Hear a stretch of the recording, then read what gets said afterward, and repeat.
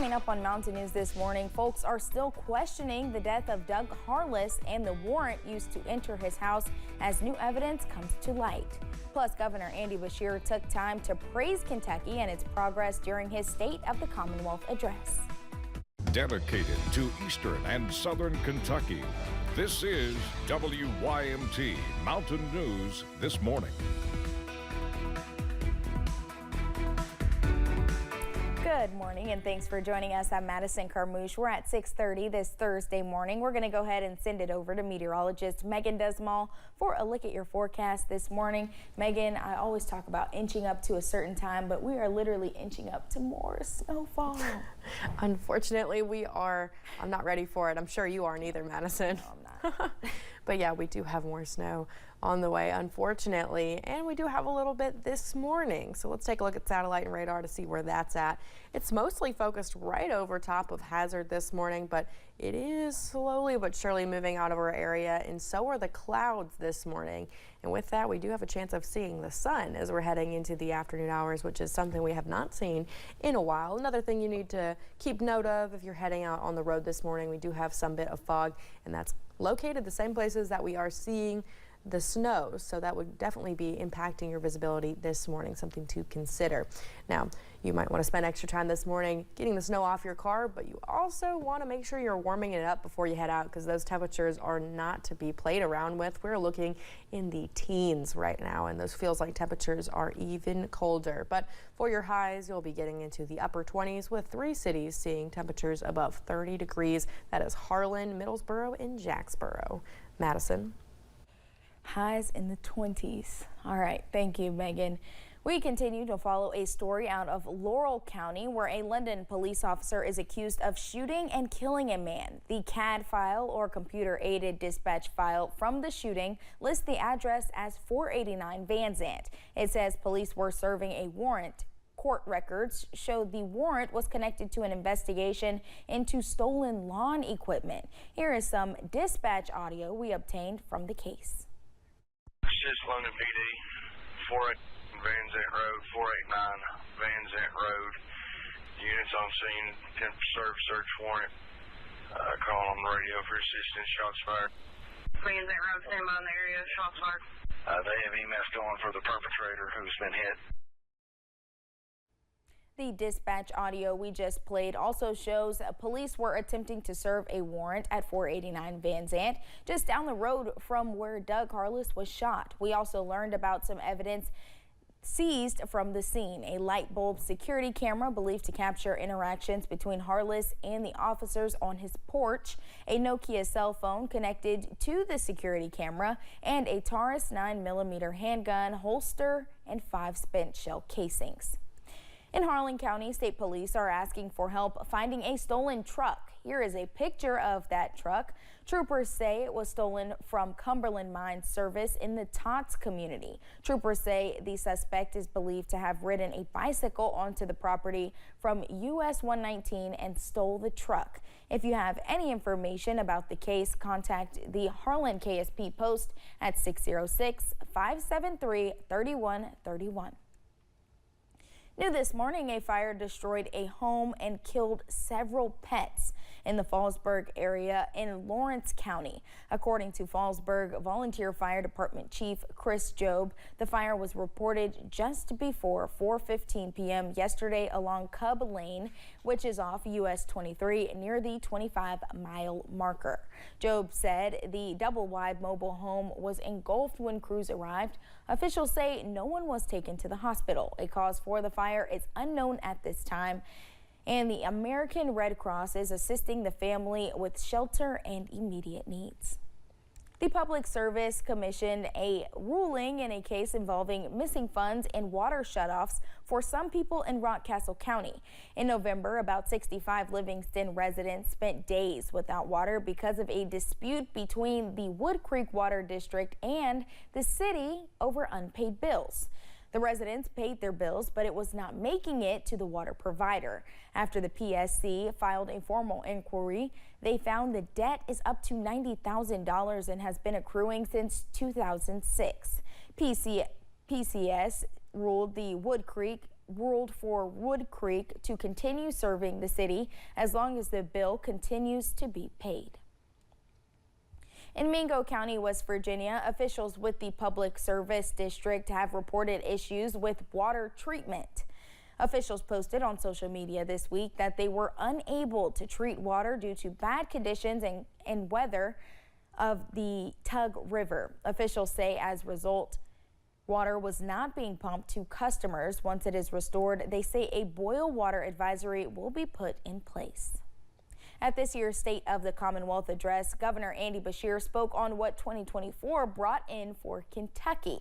The governor cited millions of dollars of investments in the state's private sector, expansion of high-speed internet, bringing in medical cannabis, and a growing job market with long-term growth in mind. While we're creating these jobs, we must continue to ensure that our workforce is strong and is ready for the future. The governor says his next big goals are tackling universal pre-K in the Commonwealth and expanding healthcare access. Kentucky lawmakers are advancing a bill that could result in more take-home money for most workers in the state next year. The individual income tax rate could be lowered to 3.5% if a bill passes the General Assembly this year. The income tax rate used to be 5%. The bill passed its first test this morning. WYMT's Phil Pendleton has more on what the bill will do.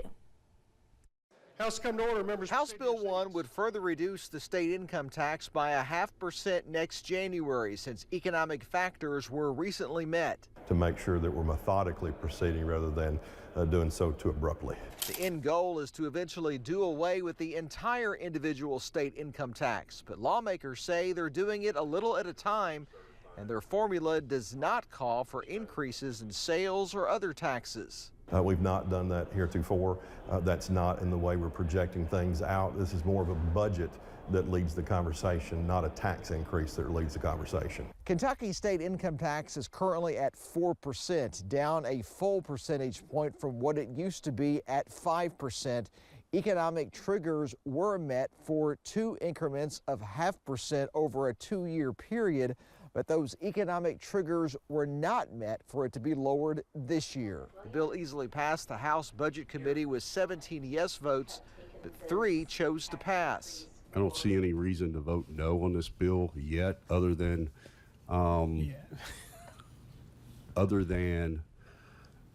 not really being 100% agreement on this entire model of going to where we're going. Some economic groups have voiced concern that Kentucky will face challenges with permanent tax cuts. Before these cuts began, the income tax generated 40% of general fund revenue, and with this cut, it will have been reduced by 30%. Governor Beshear has expressed concern over doing away with the state income tax, but has indicated that he would likely support this cut. In Frankfort, Phil Pendleton, WYMT Mountain News. There are 9 states with no state income tax, including Arizona, Florida, Tennessee, and Texas. Some of those states do have a higher sales tax than Kentucky. We are also looking into some other bills lawmakers have filed. One of them is House Bill 55. It looks to make parents and guardians liable for firearm crimes committed by children in their care. Those adults would be responsible for any damages caused by negligence or willful misconduct with the firearm. Another bill filed in the House would overturn Governor Andy Beshear's executive order banning conversion therapy in the Commonwealth. Conversion therapy aims to change a person's sexual orientation or gender identity through counseling. House Bill 64 would invalidate that order, which does not allow state and federal funds to be used for the practice. Also filed in the House, House Bill 26 looks to make tips and overtime pay exempt from state taxes. The bill also looks to define tips and overtime compensation. It would also include tips and overtime compensation on employee withholding statements and allow the Department of Revenue to report on the exclusions. Another bill introduced in the Senate is Senate Bill 126. It would limit the governor's ability to pardon or commute sentences. This bill was also filed last year but did not go anywhere. Right now it is also in committee. One Perry County law enforcement agency is getting settled into a new location. The Perry County Sheriff's Office moved into the old People's and Trust Bank branch near downtown Hazard nearly 1 month ago. Sheriff Joe Engel says the sheriff's office is responsible for collecting property taxes and adds the new building makes paying taxes a little easier. The city seat of Hazard, centrally located for everybody in the county. So it's just a win-win for the public, really, who wins out of this. We get the benefit for getting a newer office, the employees do, but really it's for the public. Engel says the idea was presented to him by Perry County Judge Executive Scott Alexander, and funding was provided by the fiscal court. The Appalachian Wireless Arena in Pikeville is offering tickets to the gun show. The arena is welcoming the RK Gun Show back to Pikeville next month, expecting a floor full of vendors focused on firearms, military gear, outdoor equipment, and more. Arena representatives say the two-day event is ready to offer a little something for most gun and outdoor needs. You're a hunting enthusiast, if you're looking to stock up on ammo and guns, this is the time to do it. RK Gun Shows. Come out and check out all the inventory, all the vendors, and see what it's all about. The event opens its doors February 22nd at 9 a.m. You can find tickets online, and there is a link to those on our website.